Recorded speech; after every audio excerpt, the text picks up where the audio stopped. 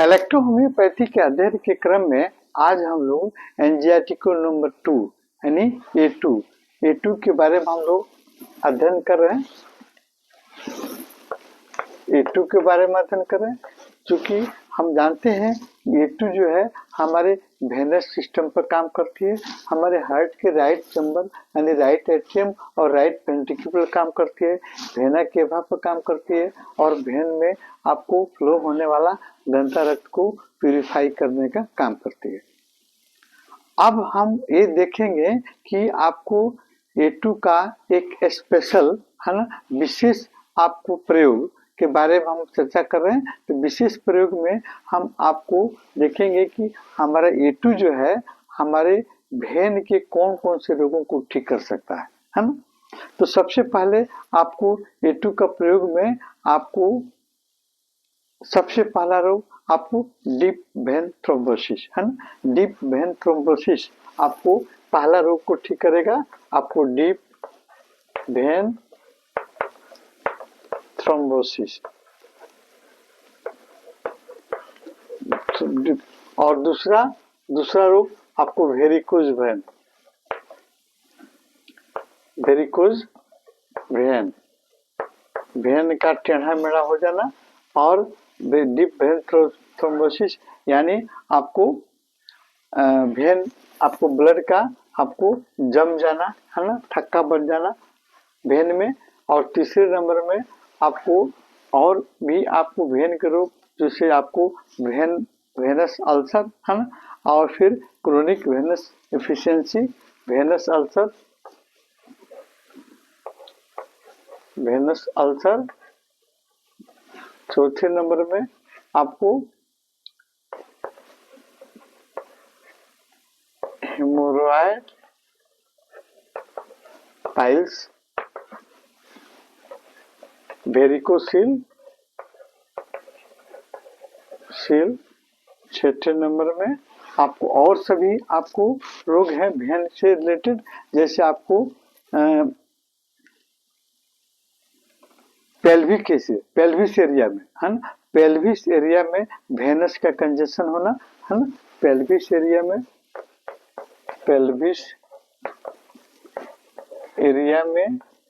Venus congestion है ना। और फिर आपको portal vein hypotension, portal vein hyper tension.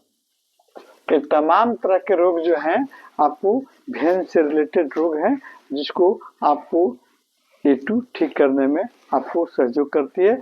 और कुछ आपको अन्य ग्रुप के औषधियां एस ग्रुप और सी ग्रुप के औषधियों के साथ मिलकर इनके रोगों को ठीक करने में मदद करती है। आज का एक स्पेशल रोग है ना, विशेष रोग के बारे में जो हम अध्ययन कर रहे हैं। तो आज का एक विशेष ए2 का आपको रोग हमें जो ए2 से हम उसको ठीक कर सकते हैं, जैसे पल्मोनरी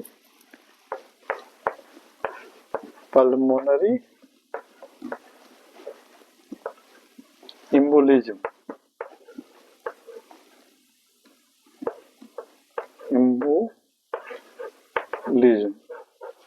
पल्मोनरी एम्बोलिज्म क्या होता है? तो पल्मोनरी एम्बोलिज्म समझने के पहले हम आपको डीप वेन थ्रोम्बोसिस के बारे में थोड़ा सा जान लेते हैं। यानी हमारे पैरों की डीप वेन जो होती है, आपको मसल्स के अंदर जो वेन होती है उसमें ब्लड का आपको थक्का बन जाना है ना, डीप वेन थ्रोम्बोसिस। तो ये डीप वेन थ्रोम्बोसिस जब टूटता है छोटे आकार में आपको टूटकर फिर आपको ब्लड के माध्यम से आता है वेना केवा में, आपको इंफीरियर वेना केवा में, और यहाँ से इंफीरियर वेना केवा में ब्लड के माध्यम से वो थक्का आ गया राइट एट्रियम में, राइट एट्रियम से आ गया लेफ्ट आपको वेंट्रिकल में, राइट वेंट्रिकल में, और राइट वेंट्रिकल से ये आपका थक्का ये आ गया आपके पल्मोनरी आर्टरी में जाकर फंस गया लंग्स में, है ना।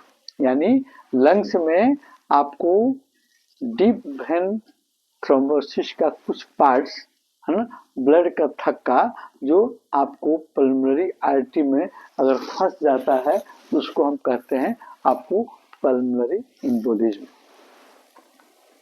यानी इसको हम इस तरह भी कह सकते हैं। क्या होता है इसके जैसे आपको डीप वेन थ्रोम्बोसिस, यानी आपको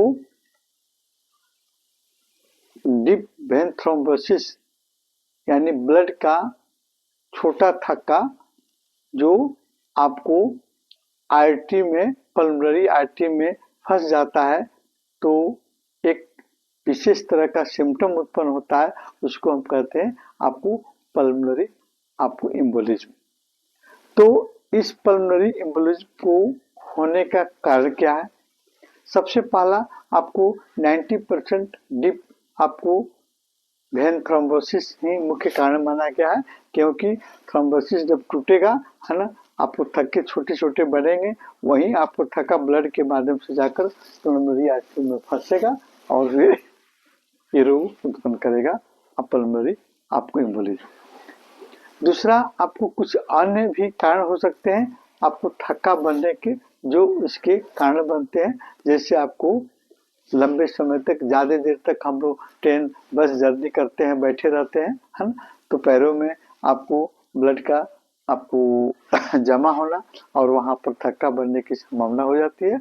और फिर लंबे समय तक अगर बिछावन पर, बेड पर पड़े हुए हैं, किसी का ऑपरेशन हो गया या फ्रैक्चर हो गया, तो बेड पर पड़े रहने पर शारीरिक गतिविधि नहीं हो पाती है, पैरों से नहीं चल पाते हैं, उस परिस्थिति में भी ब्लड आपको पैरों की तरफ ज्यादा आपको जमा होता है और वहां आपको थक्का बनने की संभावना हो जाती है। प्रेगनेंसी पीरियड में भी आपको महिलाओं को उस समय आपको नेचुरली उनके ब्लड गाढ़े हो जाते हैं और फिर वो ब्लड गाढ़े कभी कभी ऐसा भी होते हैं कि वो थक्के के रूप में कन्वर्ट होकर और फिर थ्रोम्बोसिस का कारण बनते हैं।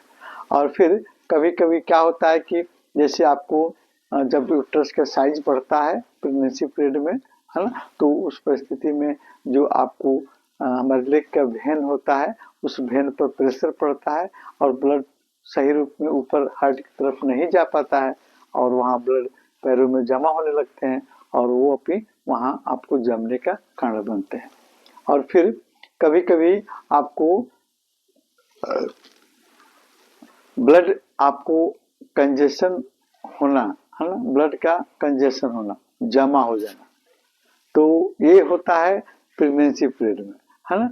तो जैसे आपको जब आपको यूट्रस का आकार बढ़ता है तो आपको वेन पर प्रेशर पड़ता है और ब्लड नीचे आपको ब्लड का कंजेशन होने लगता है आपको पैरों में, और वो कंजेशन कभी कभी आपको थक्का के रूप में कन्वर्ट हो जाता है ना। और कभी कभी क्या होता है कि बच्चा होने के बाद में भी महिलाओं को 2-3 महीना जो है आपको रेस्ट में रखा जाता है, बेड रेस्ट में।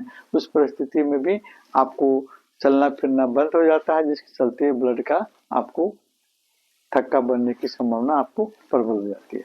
और फिर कभी कभी आपको डिहाइड्रेशन हो जाने के चलते शरीर से पानी अधिक मात्रा में निकल गई, ब्लड गाढ़ा हो गया, वो धीरे धीरे फिर आपको थक्के के रूप में कन्वर्ट हो सकता है। वीक ब्लड सर्कुलेशन, है ना, ब्लड सर्कुलेशन का कमजोर होना, है ना, भी आपको ब्लड जमने का कारण आपको बन सकता है। कभी कभी मोटापा है, धूम्रपान है ना, कई तरह की कैंसर वाली दवाइयां हैं, वो भी आपको ब्लड को थक्का जमने में आपको कारण बन सकती है। हार्मोनल चेंजिंग के चलते, हार्मोनल मेडिसिन लेने के कारण भी ऐसा आपको देखा गया है ना। और फिर